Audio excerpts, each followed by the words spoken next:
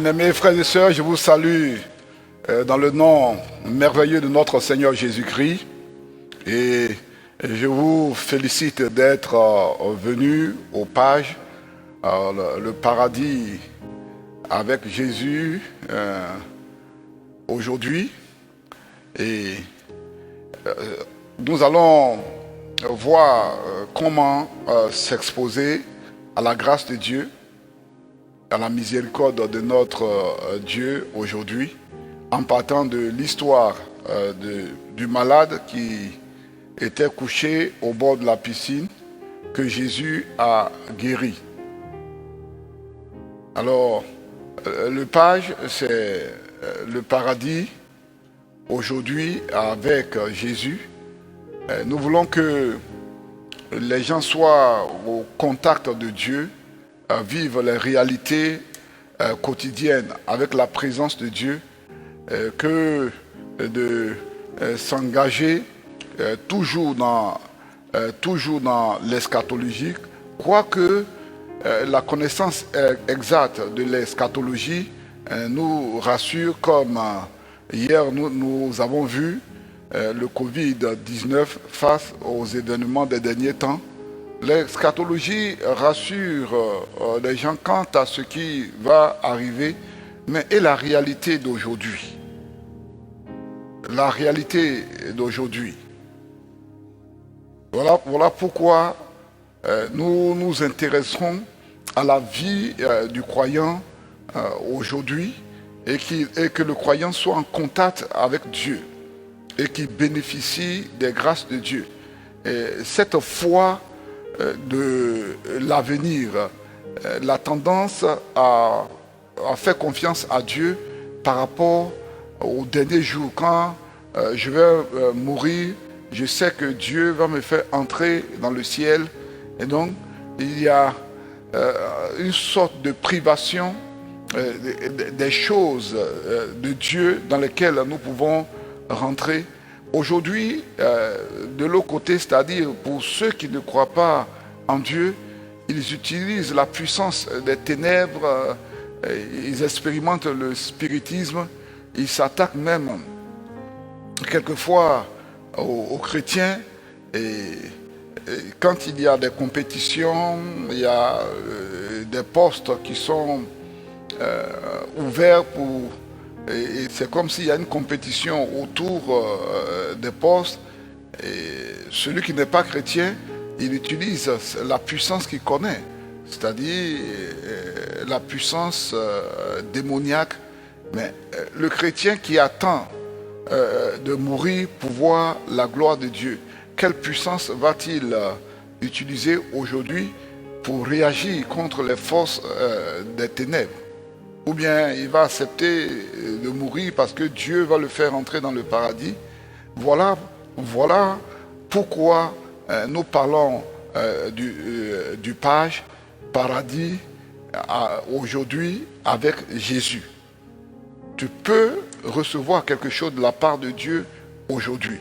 Et après, quand il va revenir, ou bien quand le temps de passer par le chemin de toute la terre va arriver, il va encore te bénir parce qu'il va te mettre, il va te prendre avec lui.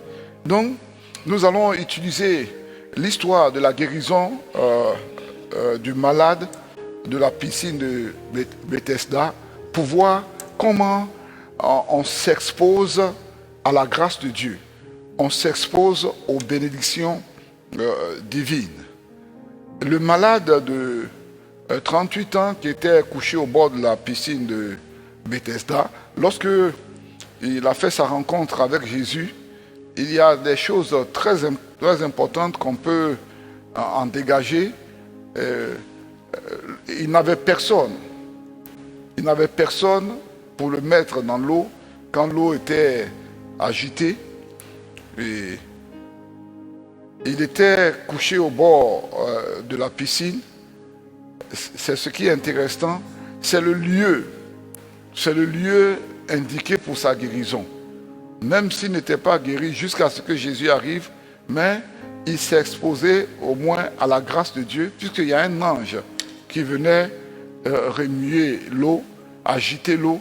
Et donc c'était son espoir, le fait de s'exposer, le fait qu'il ne soit pas resté à la maison et qu'il soit couché au bord de la piscine. C'est là où c'est là où se faisait la guérison par la miséricorde divine, quand un ange venait. C'est à partir de ça que nous avons tiré notre pensée, s'exposer à la grâce de Dieu, s'exposer à la miséricorde de Dieu. Et effectivement, étant au bord de la piscine, Jésus est arrivé. Nous reconnaissons qu'il y a des bénédictions que l'être humain reçoit, pas parce qu'il a cherché Dieu d'une manière particulière, car le malade n'a pas appelé Jésus. Mais Jésus est venu au bord de la piscine et c'est Jésus qui l'a rencontré et qui lui a posé la question de savoir s'il voulait être guéri. Mais ce que nous recevons, nous retenons ici, c'est qu'il s'est exposé. Il est parti, il est resté au bord de la piscine. Et c'est là que la grâce de Dieu s'est manifestée. Donc, je pose la question, comment est-ce qu'on peut s'exposer à la grâce de Dieu? Comment on peut s'exposer à la bénédiction divine? Le premier élément que nous pouvons retenir dans les Écritures, il faut s'approcher de la parole de Dieu. Il faut s'habituer à la parole de Dieu. Car la Bible, c'est le livre qui nous a été donné.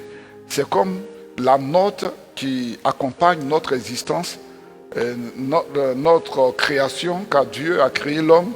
Donc, la note qui nous accompagne, qui nous montre comment est-ce que nous devons vivre, c'est la Bible.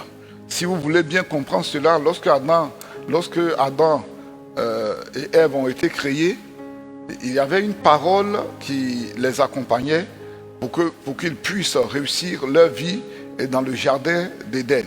Cette parole, c'est qu'ils pouvaient manger tous les fruits du jardin, à l'exception du fruit de l'arbre de la connaissance du bien et du mal.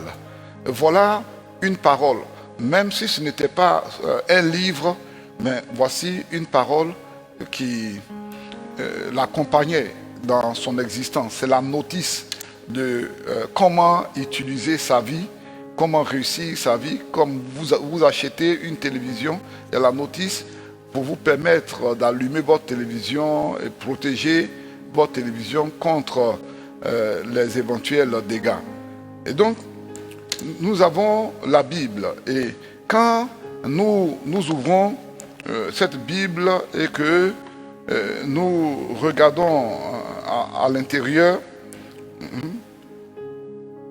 et je suis dans 1 Samuel, et il a dit, dans 1 Samuel, le chapitre 1, il y avait un homme de Ramathaïm, Sophim, de la montagne d'Éphraïm, nommé Elkana, fils de Joram, fils d'Ilou, fils de Tohu.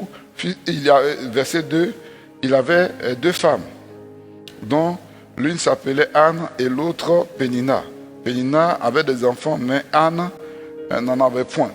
Donc, en lisant, en continuant de lire, puisque c'est la parole de Dieu qui accompagne notre vie, comme ne pas manger le fruit de la connaissance du bien et de l'arbre de la connaissance du bien et du mal, accompagnait la vie d'Adam et Ève dans le jardin d'Éden. Ce que nous venons de lire, si nous allons loin, nous allons voir comment Anne, dans ses difficultés, s'est exposée à la grâce de Dieu jusqu'à ce que Dieu la bénisse. Et elle est partie dans le temple, elle partait dans le temple pour prier. Il y avait l'homme de Dieu aussi qui était dans le temple. Voyez, c'est dans la Bible que nous trouvons cela. Donc, il faut t'exposer à la parole de Dieu. il faut lire la Bible. Le chrétien est appelé à lire au moins à lire la Bible au moins une fois par an. Et il y en a qui lisent 5 fois la Bible dans l'année. Il faut avoir les yeux dans la parole de Dieu, donc connaître la notice qui accompagne ta vie, la parole qui accompagne ta vie. Car vous voyez, lorsque Adam s'est trompé, permettez que j'utilise ce mot, où Adam a péché, parce qu'il n'est pas allé droit au but, il n'a pas respecté la notice de sa vie. Adam est mort. Adam a connu la mort. Agir, vivre sans connaître la parole de Dieu, même devenir chrétien sans s'intéresser à la parole de Dieu, dépendre simplement des prêches de l'homme de Dieu le dimanche, et après le dimanche, on ne fait plus rien. On n'ouvre pas la Bible, on ne s'informe pas, et ce n'est pas bien. Ça fait qu'on est limité. On est limité. Il y a certaines connaissances qu'on peut acquérir, des choses qu'on peut connaître à partir de la Bible, même si l'homme de Dieu n'a pas encore prêché là-dessus. Si on lit et qu'on a des difficultés, on peut poser la question à l'homme de Dieu qui, lui, a étudié particulièrement.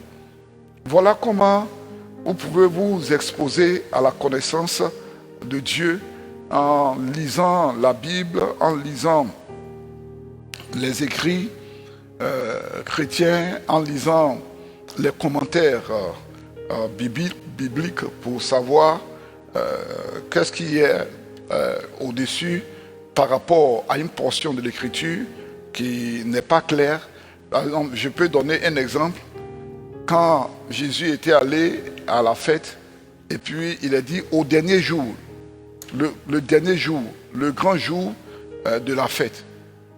Alors, si Jésus allait à la fête au dernier jour, c'est qu'il y a eu des jours pendant lesquels la fête s'est déroulée. La fête s'est déroulée pendant quelques jours et il y a eu un dernier jour. Donc, celui qui veut bien connaître la Bible, il va se demander, mais au cours de cette fête, quelles sont les cérémonies qui meublent la fête? Il y a combien de jours? Donc, comme la Bible n'a pas dit cela, on va aller chercher dans le commentaire biblique pour savoir comment la Bible, comment la fête se déroule. C'est là que, dans la plupart des commentaires, on trouve que le souverain sacrificateur ou le sacrificateur va au réservoir de Siloé chaque jour, il prend de l'eau, il vient verser, parce que cela fait penser à l'eau qui est sortie du rocher que les enfants d'Israël ont bu et quand ils étaient dans le désert. Et le commentaire continue en disant que en ce moment-là, les enfants d'Israël dorment sous des tentes pour donner l'image de leurs parents qui ont dormi sous des tentes dans le désert. Mais la Bible, dans ce passage, ne dit pas ça clairement. Donc, il y a d'autres Bibles qui peuvent, d'autres livres, je veux dire, qui peuvent aider à la compréhension de ce passage. Le deuxième élément, comment s'exposer à la bénédiction de Dieu, c'est chercher à fréquenter des milieux où les gens n'ont pas la tendance du péché. C'est-à-dire des milieux qui sont sains, où il y a des conversations entretenues au sujet de la parole de Dieu. Engager des causeries sur la parole de Dieu, les causeries sur les découvertes scientifiques qui montrent que c'est Dieu qui a placé cet élément à cette place bien précise pour que la chose scientifique puisse se réaliser.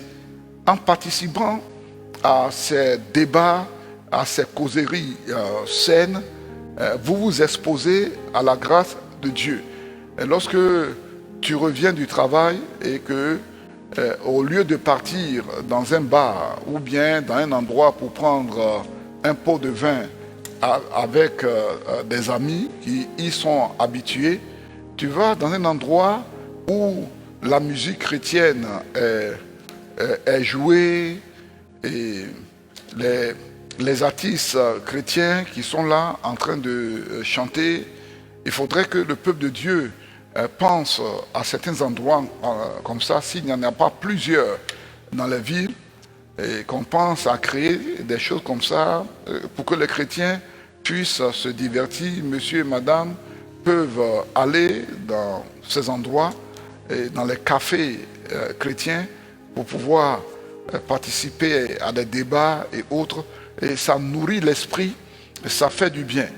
Voici le deuxième élément que j'ai montré. Quand Jésus se mettait dans la barque pour prêcher, quand Jésus faisait le sermon sur la montagne, c'était un bon endroit pour ceux qui étaient sérieux et qui voulaient chercher Dieu. Et en se trouvant dans un endroit où Jésus est en train de prêcher, Jésus est en train de proclamer la parole de Dieu, écouter la bonne parole de Dieu, écouter la bonne musique qui est jouée pour la gloire de Dieu avec des bonnes paroles, comme nous chantons le chant de Sinach.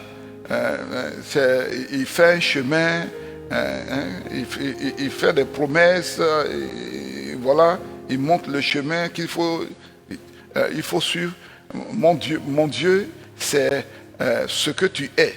En écoutant cette parole, en écoutant les chants chrétiens, mais ça fait du bien, ça nourrit l'esprit et ça te prédispose à la prière.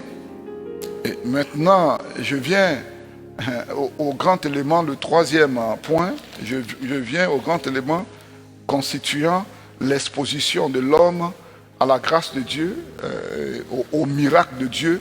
Évidemment, la prière.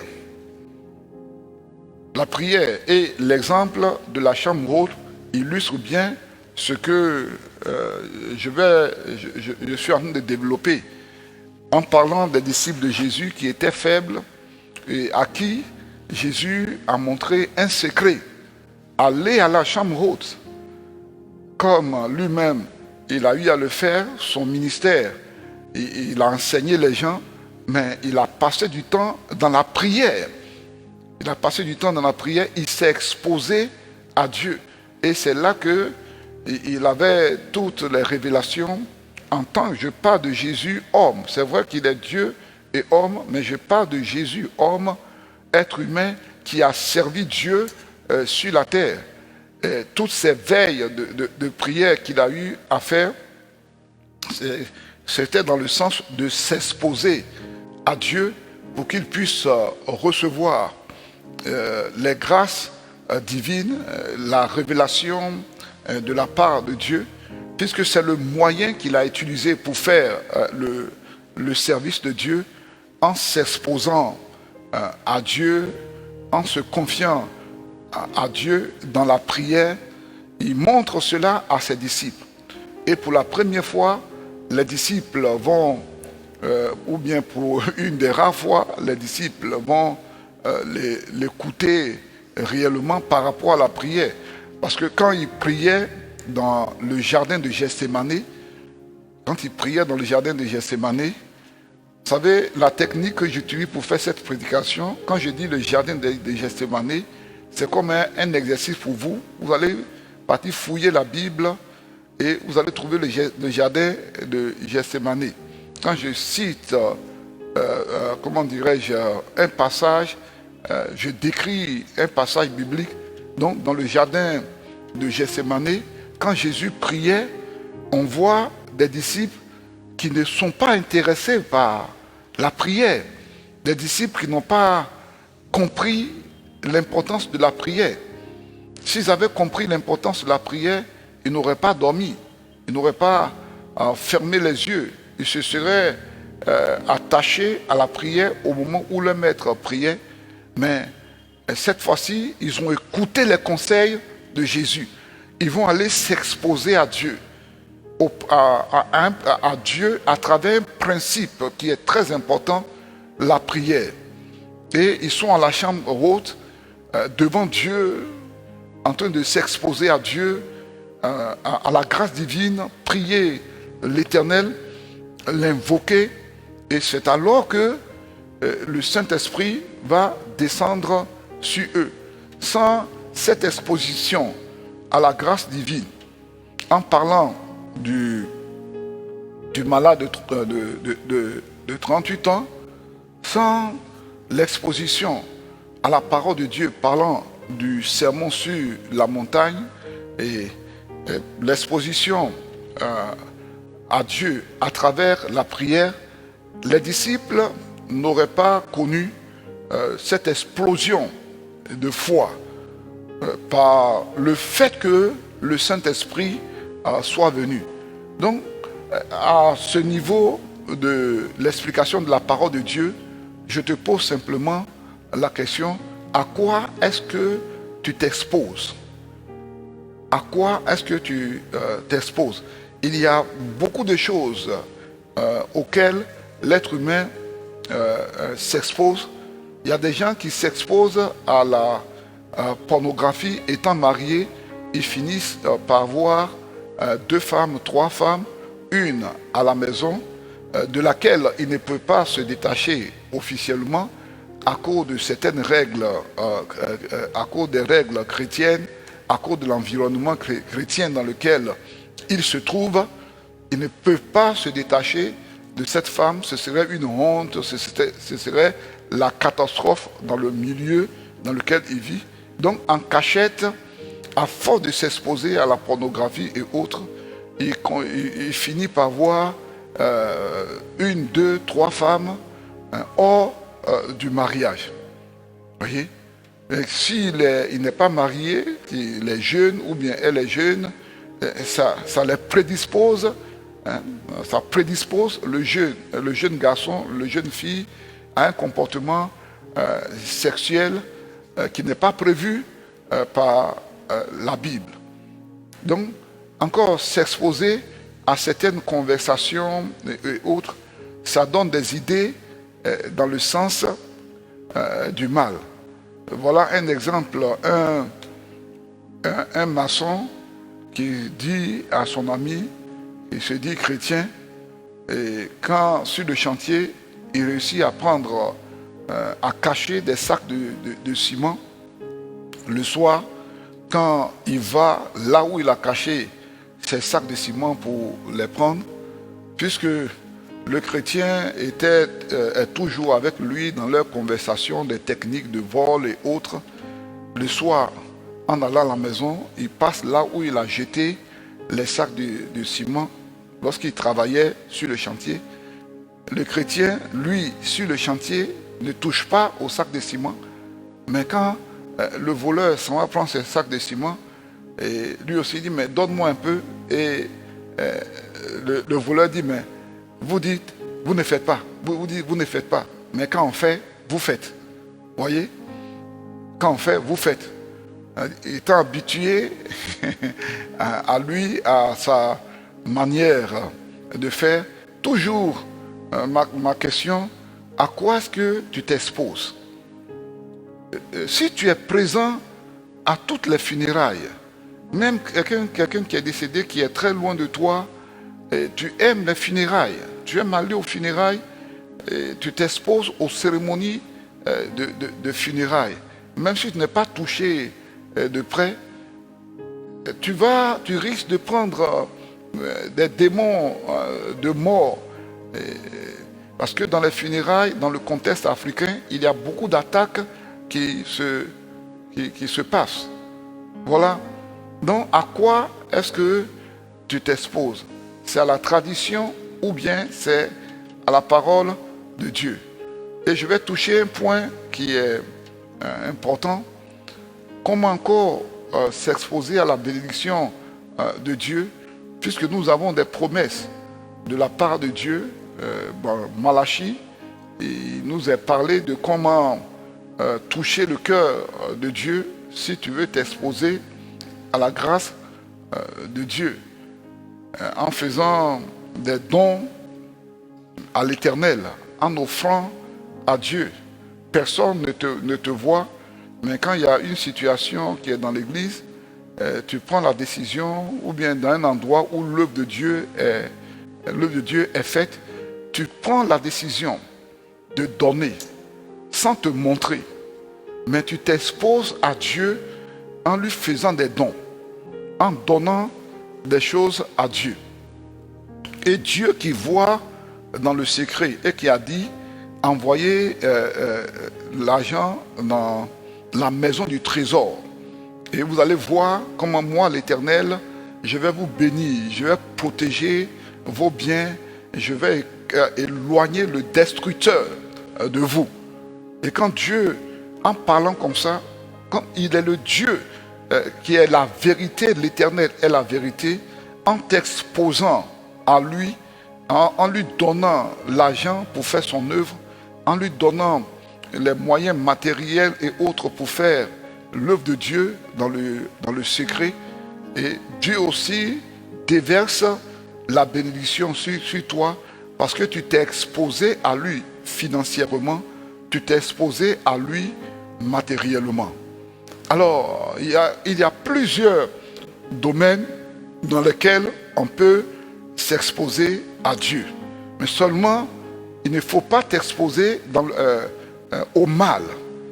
Il ne faut pas t'exposer au mal, car finalement, les conséquences du mal vont se manifester. Expose-toi à Dieu. Tu es un enfant de Dieu. Et même si tu n'es pas un enfant de Dieu, toi qui écoutes la prédication maintenant, expose-toi à Dieu et la gloire de Dieu, la puissance de Dieu va se manifester. Les bénédictions de Dieu vont se manifester dans ta vie. Lorsque les gens écoutent Joyce Meyer qui prêche à la télévision et que les gens aiment écouter, elle dit aux gens qu'elle n'a pas fait d'école biblique. Mais pourquoi elle est devenue comme ça? Elle s'est exposée à l'écriture. Elle jouait avec la parole de Dieu. Elle lisait toujours la parole de Dieu. Elle cherchait à comprendre. Et au moment même où elle faisait cela, on n'a pas les moyens faciles d'étudier la parole de Dieu. Il faut chercher les versets soi-même. Les commentaires sont rares. Et les autres livres qui accompagnent facilement la parole de Dieu, ou bien les portables que nous avons en main, les iPads que nous avons en main, nous tapons le début d'un verset, quelques mots, tout le verset apparaît. Elle n'avait pas ça, mais elle s'exposait à la Bible en étudiant de la manière la plus dure. Et aujourd'hui, connaissant la Bible, elle est à l'aise en expliquant la Bible. Et tout le monde, quand tu vois la télévision, des hommes, des milliers de personnes, ces personnes qui sont assises avec leur stylo et qui prennent note. Encouragez vos enfants à s'exposer à leurs cahiers et à leurs livres. Chaque jour, revenant de l'école, et qui s'amusent à étudier, à s'exposer aux études, à lire. Donnez des conseils à vos enfants qui sont forts en mathématiques, qui s'exposent aux romans, qui lisent les romans. Il y a des gens qui sont forts en mathématiques, ne s'intéressent pas à la lecture. Encouragez-les à s'exposer à ce qui est bien et la bénédiction va en ressortir.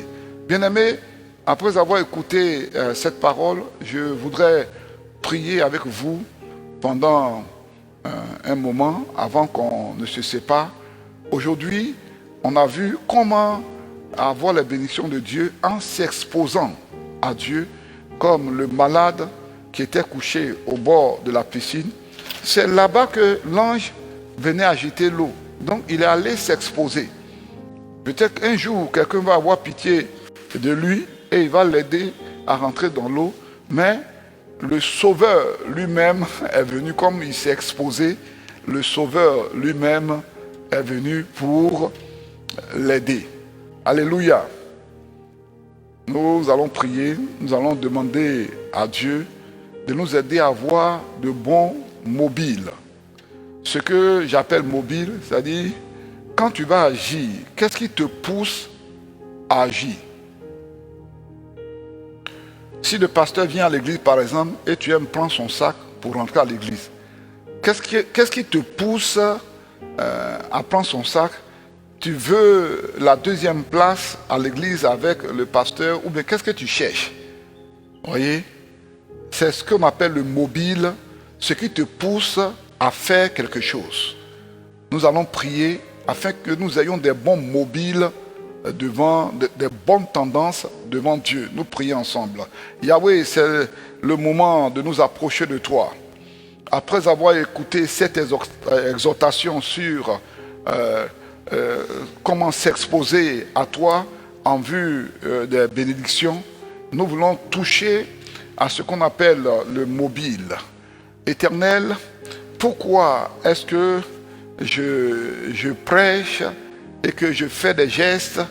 C'est pour que les gens me voient, ou bien que les gens applaudissent pour moi, ou bien c'est une manière de prêcher pour que les gens aient l'audio visuel, ils entendent et puis ils voient les gestes qui concourent avec la voix pour qu'ils puissent bien comprendre le message. En ce moment, je serai béni de toi. Mais si je fais cela pour être un prédicateur spectaculaire, cherchant ma propre gloire, il n'y aura pas de bénédiction. Donc nous prions, ô Dieu, afin que tu sanctifies nos mobiles. Tu interviens dans notre pensée, dans notre esprit. Et que si nous voulons nous engager à faire quelque chose, nous devons nous assurer que ce qui nous pousse à faire ce que nous faisons est une bonne chose. Éternel, interviens pour que nous soyons désarmés des mobiles, des tendances qui ne sont pas bonnes. Et les pas que nous faisons envers une réalisation ou bien un objectif, ces pas qui ne viennent pas de Dieu. Seigneur, sois éloigné de nous au nom de Jésus-Christ. Mais Yahweh, viens et encourage-nous, viens et donne-nous des pensées, révèle-toi à nous, afin que nous ayons le désir de faire des choses à ta gloire. Et maintenant, bien-aimés, nous allons prier afin que nous ayons la force pour nous exposer à la parole de Dieu, parce que c'est le livre qui accompagne notre existence. C'est comme ça, si on connaît ce livre et qu'on le pratique, on va plaire à Dieu. Nous prions, Éternel, c'est dans le nom de Jésus. Nous te demandons de nous aider, de nous fortifier, car il nous est difficile de lire et plusieurs parmi nous ont eu cette tendance depuis l'école où ils n'ont jamais lu des romans, ils n'ont jamais lu des livres. Et Yahweh, nous prions, cette fois-ci, il faudrait qu'on lise la Bible. Si on ne peut pas lire les journaux, on ne peut pas lire les autres livres, mais la Bible, puisque cela parle de notre existence, de comment Dieu traite avec nous, donne-nous la force pour que nous puissions lire la Bible. Et lire la Bible et chercher à la comprendre. Et bâtir une connaissance qui va nous permettre de lutter contre les hérésies, lutter contre les voies du diable. Seigneur, permets-moi de m'habituer, donne-moi de m'habituer à la Bible. Quand on parle de quelque chose de la Bible, il ne faudrait pas que je sois étonné depuis que je suis chrétien, que je ne sache pas que telle chose s'est passée dans la Bible. Il faut que je connaisse la Bible et que les événements qui se produisent devant moi, je puisse les comparer à ceux qui se sont produits dans la Bible pour en tirer le meilleur parti. Oh Yahweh, que ton esprit soit avec moi pour la connaissance de ta parole. Et nous prions pour que aussi nous puissions nous exposer à la prière. Et oui, la prière qui manque beaucoup à l'Église par ces temps qui courent, alors que la prière, c'est un pilier essentiel du ministère de Jésus. Il avait la parole et il avait la prière. Et les deux produisaient des effets de miracle dans la vie des nécessités. Yahweh, je veux m'exposer à la prière. Je veux prendre du temps, ma Bible en main et devant toi, au nom de Jésus-Christ, les genoux à terre devant Yahweh.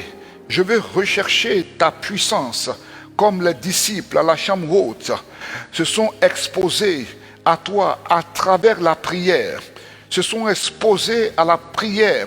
Oh Dieu, Yahweh, merci de ce que tu ne permets pas que je dorme, soit à partir de 21h, 22h jusqu'à 6h30 et me lever simplement pour me préparer, pour vaquer à mes occupations. Mais que j'ai du temps, oui, avant de sortir de la maison, que j'ai un moment de rencontre avec l'Éternel, que la puissance de Dieu soit sur moi, parce que c'est ça que je vais utiliser pour combattre les œuvres des ténèbres. C'est ce que je vais utiliser pour combattre les attaques des ennemis. Yahweh, au nom de Jésus-Christ, renouvelle ma force de prière, renouvelle, oh Dieu, mon engagement spirituel, et je le veux. Je veux ta compagnie, je veux ta présence dans ma vie, je veux la force de la prière. En lisant l'histoire de John Wesley, comment l'Angleterre tremblait devant sa puissance de prière. Oh Dieu, au nom de Jésus-Christ, que la force de la prière vienne sur moi, que tu me donnes la force de la prière éternelle. Merci. Maintenant, nous touchons l'aspect de l'exposition à de bonnes causeries spirituelles, à la bonne musique. Chaque fois que nous sommes dans un endroit que les causeries ne sont pas saines, nous essayons d'éviter cela, mais nous exposons à des découvertes scientifiques qui font ressortir la gloire de Dieu, les paroles, les causeries directes sur Dieu, la musique qui fait ressortir la louange de l'Éternel. Éternel, au nom de Jésus, je veux m'exposer à de bonnes causeries qui élèvent ton nom. Je veux m'exposer à la musique qui te glorifie. Je veux m'exposer à la compréhension des découvertes scientifiques qui révèlent ta gloire. Comment la graine qu'on jette au sol, elle pousse sans l'intervention d'un être humain. La graine pousse parce que tu as placé dans la graine ce qui lui permet de pousser, de germer. Oh Dieu, et nous voyons ton empreinte dans la nature, dans la création. Yahweh Dieu, que je prenne part à de bonnes causeries, que j'écoute la bonne musique, que je participe à des rencontres de louanges. Ô Éternel, que ton nom soit glorifié, que ton nom soit magnifié. Au nom de Jésus-Christ, tu interviens dans ma vie, que mon cœur s'attache à toi. Et cela chaque jour, chaque jour, chaque jour. Chaque jour, je ne saute pas de jour. Il est parlé de Jésus qu'il partait prier chaque fois avant le lever du jour. Il partait rencontrer Yahweh qu'il servait sur la terre, étant un homme. Ô Éternel, que je reçoive ta force pour te servir. Bien-aimé, maintenant je vais prier pour vous. Je vais prier pour vous. C'est dans le nom de Jésus, Yahweh, que je te confie tes enfants qui ont suivi ce temps d'écoute de la parole de Dieu et de la prière. Je te les confie au nom de Jésus, afin que ta bonne main soit sur eux. Là où ils sont, s'il y a quelque chose qui trouble leurs pensées, que ce soit une maladie, que ce soit une faiblesse économique, financière, que ce soit des bonnes nouvelles, des mauvaises nouvelles qu'ils viennent de recevoir, je les remets entre tes mains afin que tu puisses les garder, que tu puisses les protéger. Car tu es le Dieu qui veille sur tes enfants. Tu es le Dieu, lorsque tu es présent, tu ne manques jamais d'intervenir. Je te prie afin que tu puisses intervenir. Quand tu es parti à Cana au mariage, tu es intervenu. Partout où tu es passé, chez Jairus, lorsque on t'a demandé, dans le cas de Jairus, lorsqu'on t'a demandé de faire quelque chose, Seigneur, tu es intervenu. Oh Dieu, merci pour ton intervention. Merci pour ta grâce. Tu es présent dans leur maison. Interviens, apporte le soulagement qu'il faut. Donne-leur de savoir que leur Dieu est vivant. Je les remets entre tes mains et c'est dans le nom de Jésus-Christ que j'ai prié. Amen. Bien-aimés, merci d'avoir été avec nous au Page Paradis aujourd'hui avec Jésus. Vous pouvez garder les numéros qui défilent sur la bande, en bas de votre cellulaire, en bas de votre écran. Sinon, voici les numéros. Le numéro Move, c'est 225 40 64. Il est le créateur du ciel, il est le créateur de la terre. Il est le Dieu tout-puissant, tout suffisant. Frères et sœurs, levons nos mains ensemble et proclamons sur nos vies. Chantons ensemble. Il déplace les montagnes, me garde dans la vallée, protège quand il pleut. Chante, chante mon frère, mon Dieu est puissant.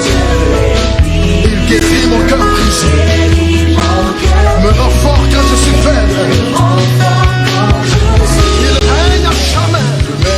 Demain, c'est vendredi. Donc, notre prière va commencer à partir de 18h, mais déjà à 17h30, on commence à se connecter, à se saluer, et à 18h, au plus tard 18h10, la prière commence pour près de 1h30 de prière d'affilée. Donc demain, vous pouvez prier avec nous à 7h. Et écoutez aussi la parole de Dieu au moment même où vous êtes à la maison dans le confinement. Chaque jour, mardi jusqu'à vendredi, entre midi et 14h, vous pouvez avoir part à la parole de Dieu. Le dimanche, le culte commence à 8h. À 8h, vous êtes connectés, même s'il y a eu un petit retard à 8h, 8h10. Et souvent, on fait un effort pour commencer à 8h00. Vous avez le culte avec toutes les parties qui meublent le culte, la parole de Dieu. Le dimanche dernier, il y avait 3 intervenants qui ont soutenu le moment de la prière. Vraiment, restez bénis de la part de Dieu et on espère se revoir demain au Page entre midi et 2. Alors que Dieu vous bénisse et qu'il soit avec vous. Si il y a eu un débat hier, si vous voulez regarder, vous voulez écouter encore, allez sur la page du docteur Coutouan sur Facebook et sur YouTube, c'est Claver Coutouan. Déjà, le débat est posté sur YouTube déjà. Que Dieu vous bénisse et on se voit demain au Page. Merci.